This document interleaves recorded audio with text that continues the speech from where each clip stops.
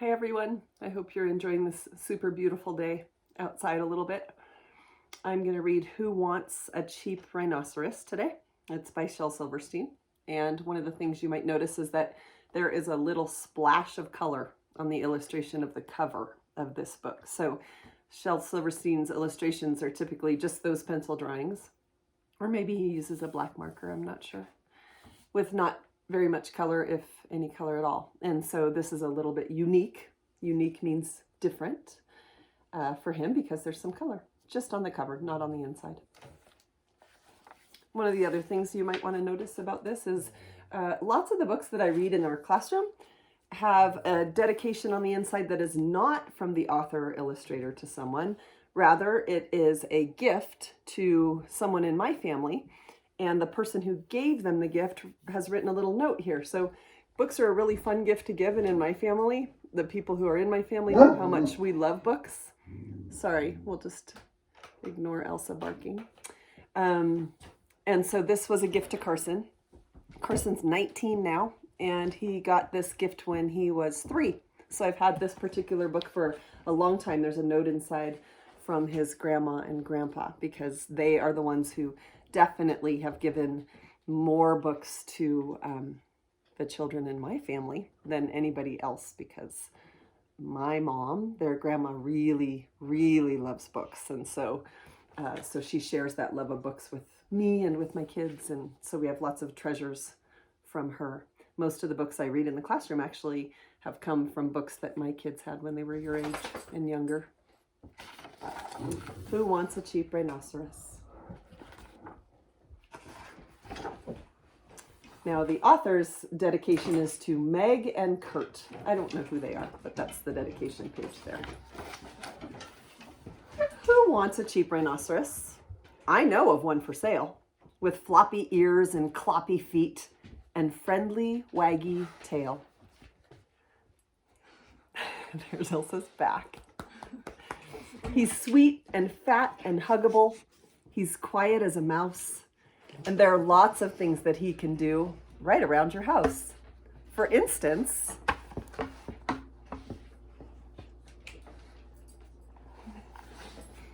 can you move?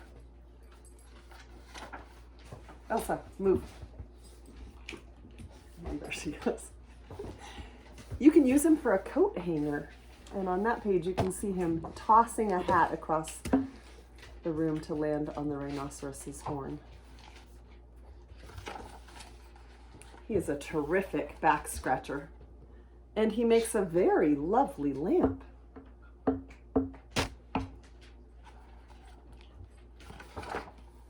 He will eat bad report cards before your parents see them, but he's not too great at opening doors. So you can look, that's a little complicated. When he tries to open the door, he puts his horn right through it. He makes a good, ferocious pirate.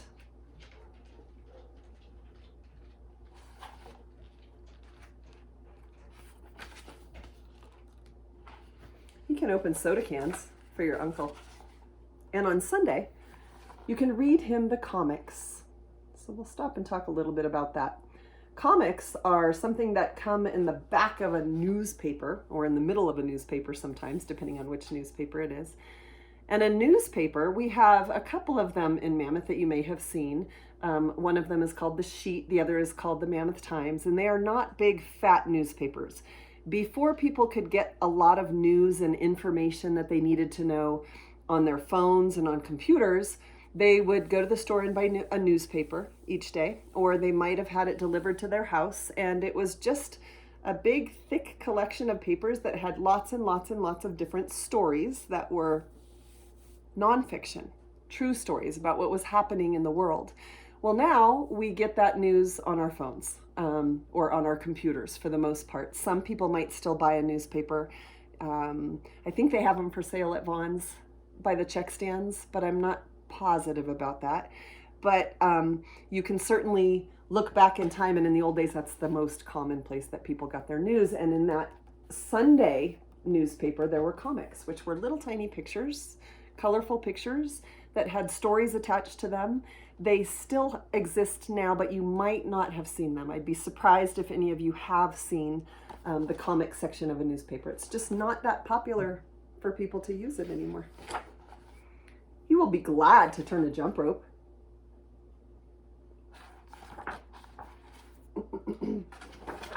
If he gets his turn.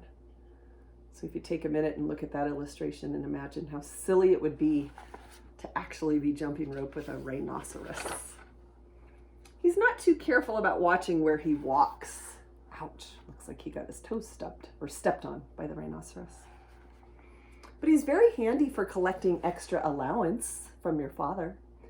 So sometimes parents or people who take care of kids might give them an allowance, which is a little bit of money to save or to buy something. And so this is a funny picture with the rhinoceros making a scary face, like, hey, give some more money for allowance. He makes an unsinkable battleship.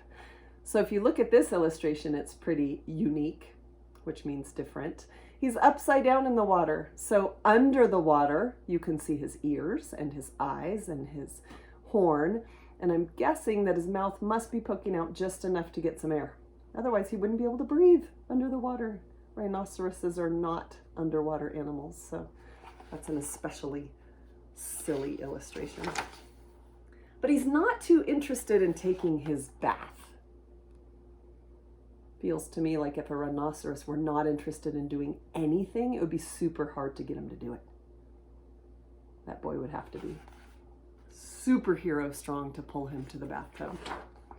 It is very comfortable when you sit in his lap, and not too comfortable when he sits on your lap. So you can imagine what that might be like. Not too comfortable at all. He's terrific at helping your grandmother make donuts.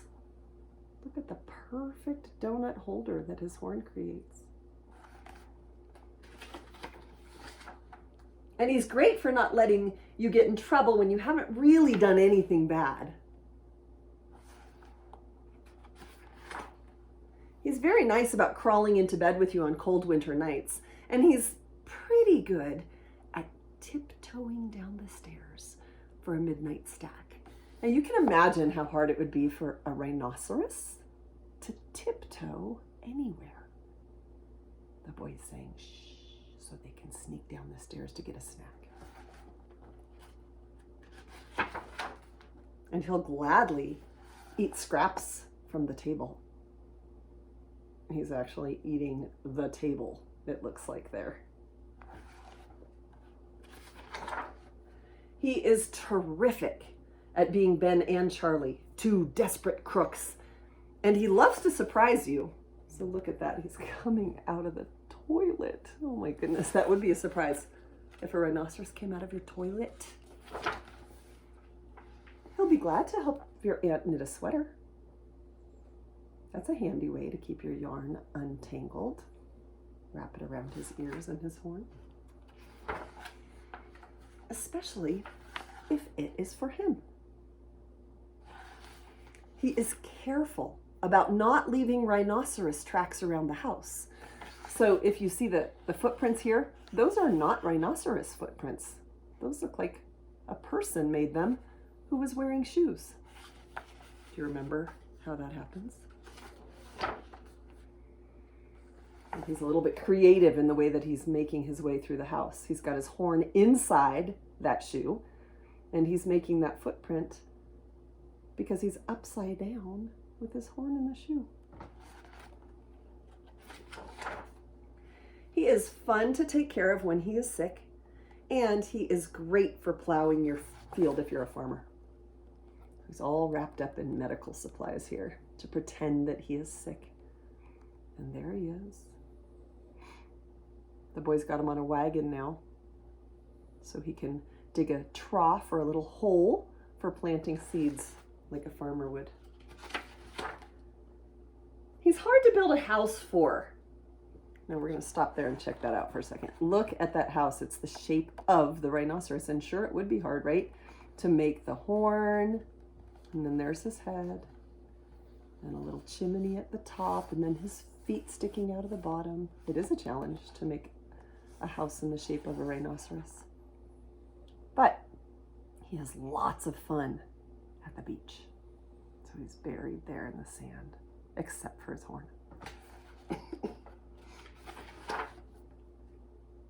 Because he's great at imitating a shark.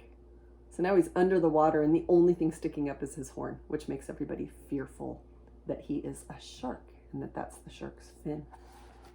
Who would ever think it's a rhinoceros horn sticking out of the water at the beach? I wouldn't. He is wonderful for playing records if you have a record player. And that's another thing that you might not be familiar with. Again, before music played on our phones or computers or things like that, they played on a record player. So if you really liked someone, a particular singer, you would go out and go to a record store and buy a record, which was a round piece of plastic. And the round piece of plastic actually had grooves or scratches that were scratched into it.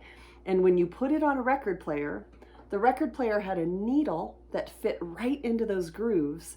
And when the record spun in a circle, the needle stayed in one place and it just followed the grooves along, the little scratches in it. It went right along inside those scratches as if they were little roads on the record. And somehow, and I've never understood this, I should look it up.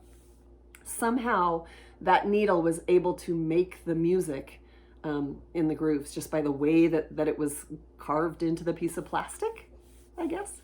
So, and then the music would play on the record player with a speaker. So that was the way that people were able to buy and listen to music way back when this book was written. So it's an interesting thing to think about. And on Halloween, you can dress him up like a girl, but he won't like it.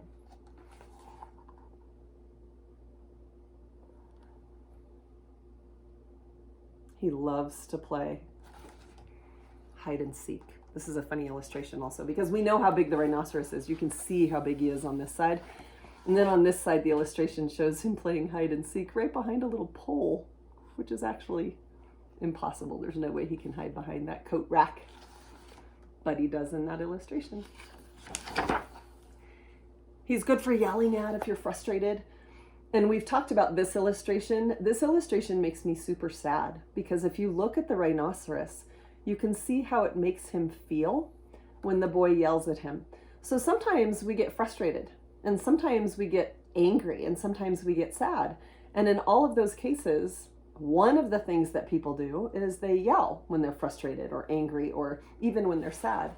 And sometimes if you yell at a person, or in this case, a pet, it makes them really sad and uncomfortable. And that's how the rhinoceros's face looks to me, is very sad and uncomfortable. So this one makes me feel sad, but this one makes me feel happy because it says he is easy to love. And if you look at his face there, you can see how much happier he is when he's getting a hug and some love. So much happier than on the other page when he's being yelled at. That's the same illustration as there is on the front. So going back to the type of book this is, we've talked about nonfiction, which is true. And we talked about the newspaper inside of the story that has stories that are mostly nonfiction, stories that tell us what is actually happening in the world that we can learn from and understand what's going on.